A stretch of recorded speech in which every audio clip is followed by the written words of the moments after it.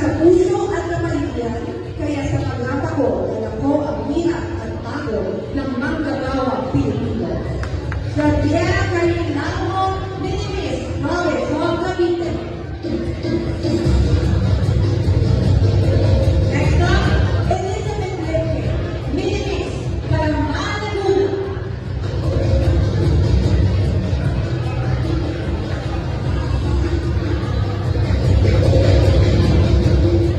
Cardinal Queen. The Cardinal Queen national costume of the Philippines is a stunning representation of the country's rich and vibrant culture and heritage.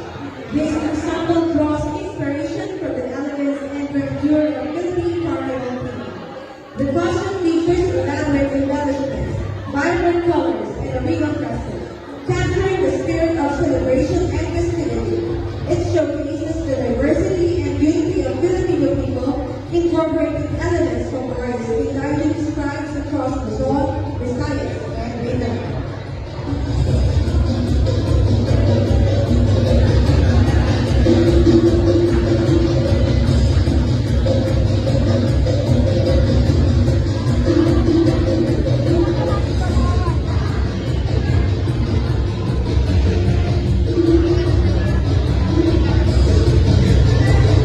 Next up, Jamaica Athena Cananico, Vietnamese, Lapu-Lapu City, Cebu.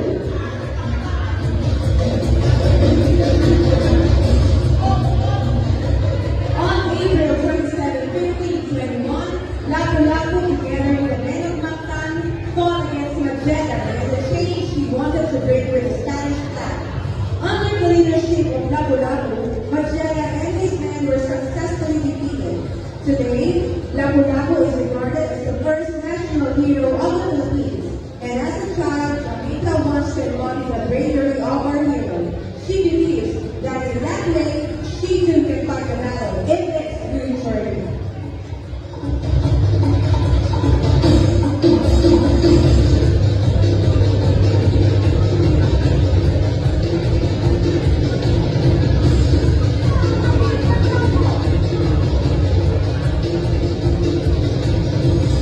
Next up, Sui Juda, Little Miss, Bacoor, Cavite.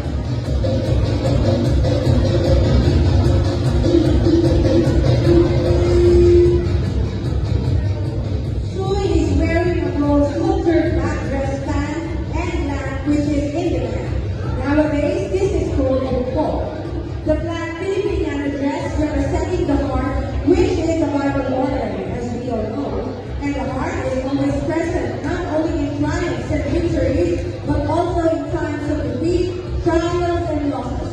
A true loving Bacooreno with a heart of a vibrant youth of today. Sui Juda, Little Miss, Bacoor.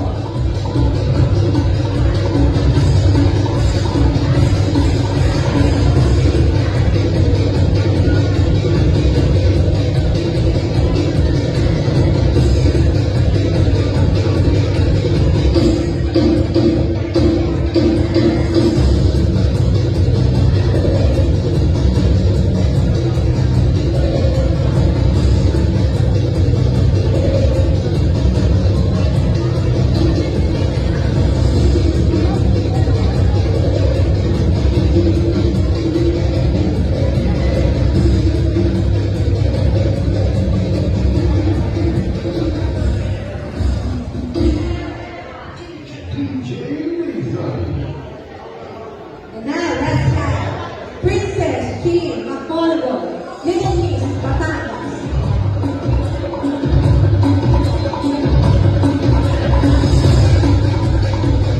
Her national costume is made of bullion, a coarse cloth made of jute ornament, mostly used for signs and furniture, upholstery, and as backing for carpets.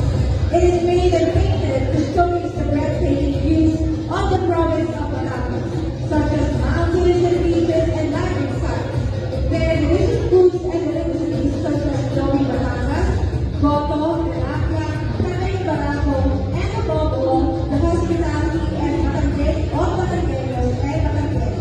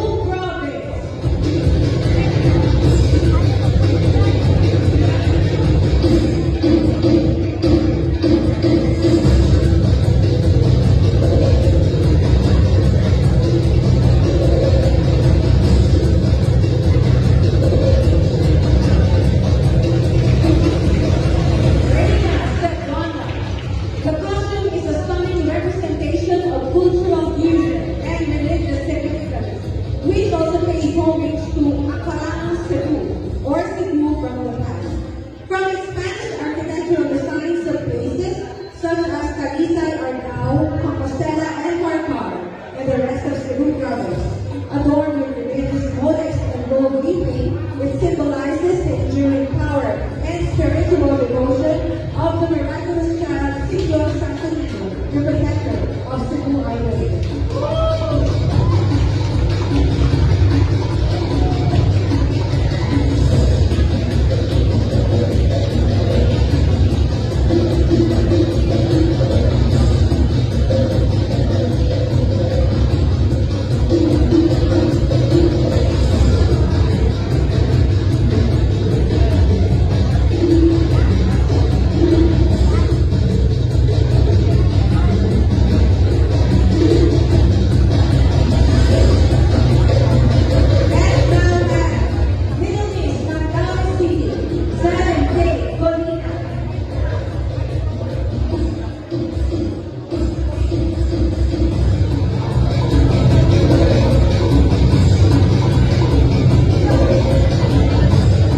The festival queen costume for the Calvo Festival embodies grace and tradition, drawing inspiration from the Virgin Mary's Islands. The gown features flowing layers of ethereal white fabric and intricate lace embellishments, adorning the bodies, echoing the Virgin's finest days. A regal crown adorned with jewels symbolizes divine majesty. Adornments of celestial motifs captures the essence of holiness and humility. They are symbols to celebrate faith, unity, and the cultural heritage of the Calvo Festival in a harmonious blend of tradition and splendor. They are now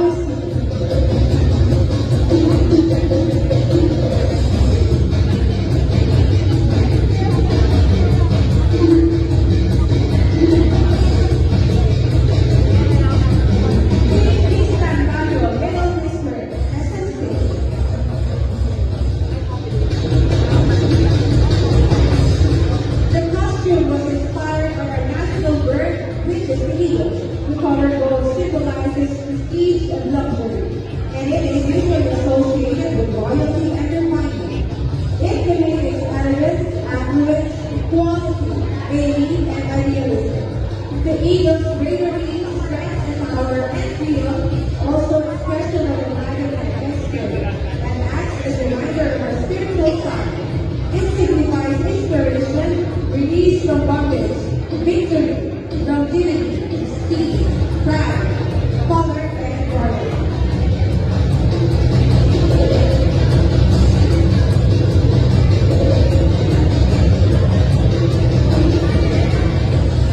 These greetings with a modern style, Catherine Agnes Namuno.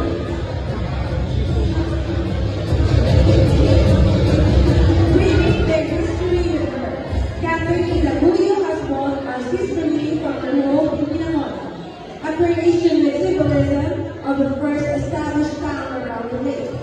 Ang bahay depicts the town and its strength wherever and whatever the lake or nawa may be. A masterpiece that holds the Pinalayan Festival. Pinamonang Kalawang at Kawayan, which corresponds to family and lake, is a costume that represents what we truly owe and continue to capture. Mula sa Pinamonang Kalawang at Kawayan, ngayon ay Pinamonang sa bansang Pilipinas.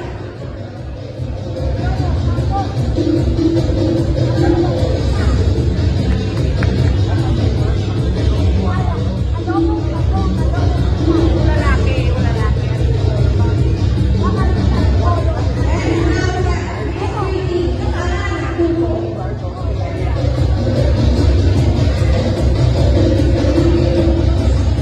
The Sinulog Santo Niño Festival is an annual cultural and religious festival held the third Sunday of January in Cebu, with a center of activities being in Cebu City and a center of Santo Niño Christian celebration in the Philippines. Today, the Sinulog commemorates the Filipino people's acceptance of Christianity and the rejection of the modern animist belief or the worship of nature. The first of these conversions happened in 1521 on the island of Cebu, where Indianized and street ruler Rama Hilapon and Sweden Mamay were baptized along from Carlos and Juan of Cebu.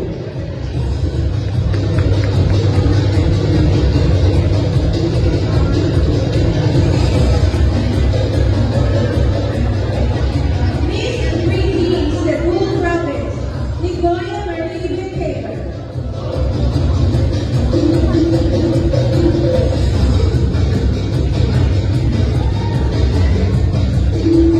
Secret Festival is a festivity to celebrate God's gift of love to the people of San Fernando.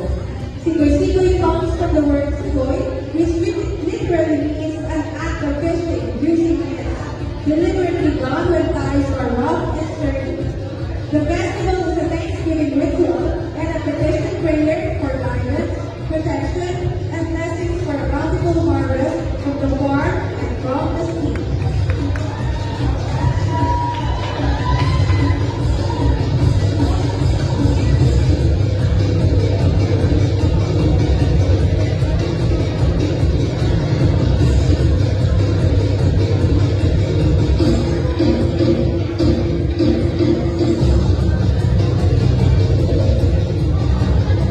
Let's now have Christine San Marcos City Laguna, Pauline James San Marcos.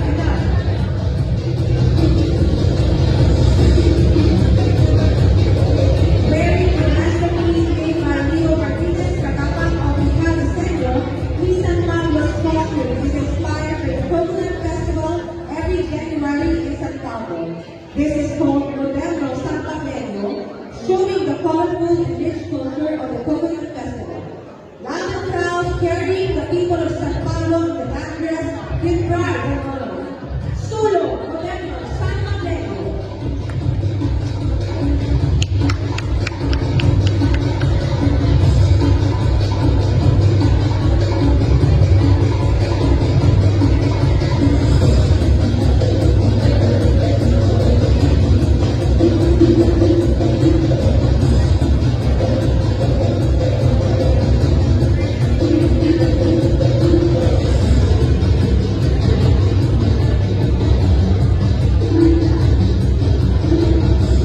Let's now have Christine Carissa Isidro, Maria Clara Oyo Aquino.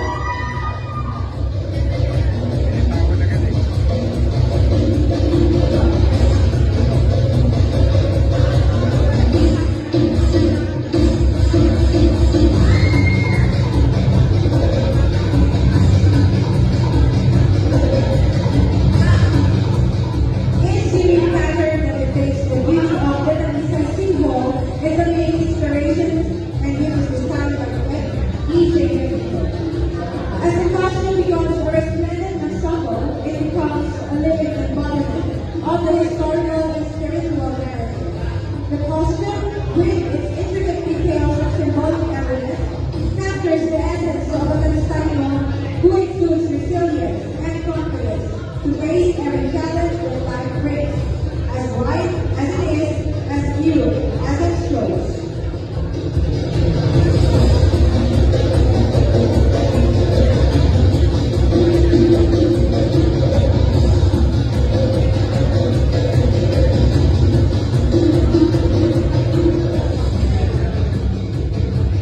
Samantha Nicole Cabero, Miss Teens, Lapu-Lapu City.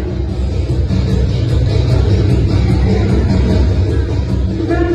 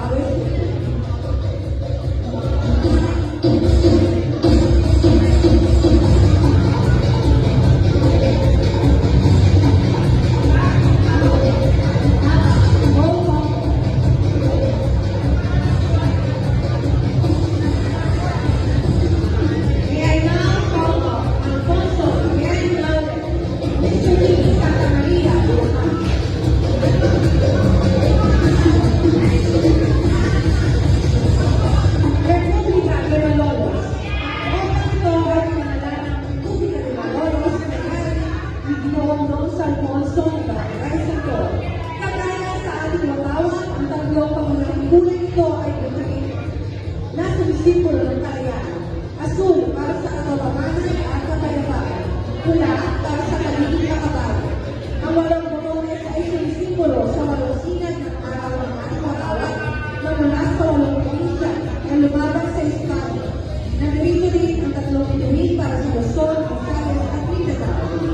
Ang Oplang Republika de Malolos ay base sa Unang Republika ng Pilipinas na naganap sa simbahan ng Graduation na nagpakita ng pagiging makabayan ng mga Pilipino at ang karesan, bayin at kitab na ating hawak ay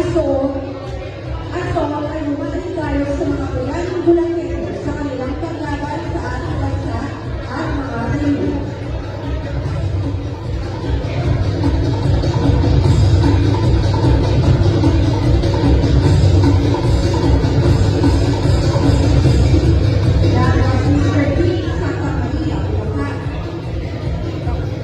Dapat wag muna sila mag-isasyon yung dapat yan. Dapat We now have Mr. T. Antipolo speaking, one of our most governors.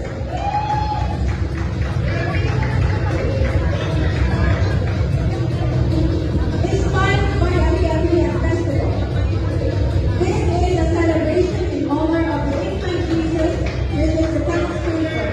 Atia observed in honor of the child Jesus means making like Atis, that is, pretending to be like the Aboriginal natives that once inhabited the land. We choose red, yellow, and blue color combination to represent the color of the Philippine flag, which means, according to custom and tradition, white signifies purity and innocence, red, ornaments and valor, and blue signifies vigilance, perseverance, and justice. Like Juan Carlos Rodriguez saying that, love your country, choose the Philippines.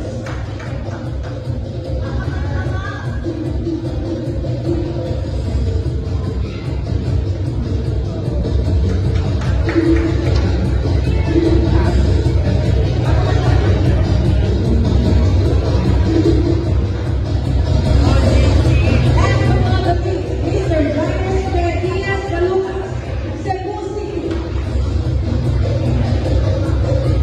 The Timog Santo Niño Festival is an annual cultural and religious festival held on the third Sunday of January in Cebu, in the center of activities being held in Cebu City, and is the center of the Santo Niño Christian celebration in the Philippines.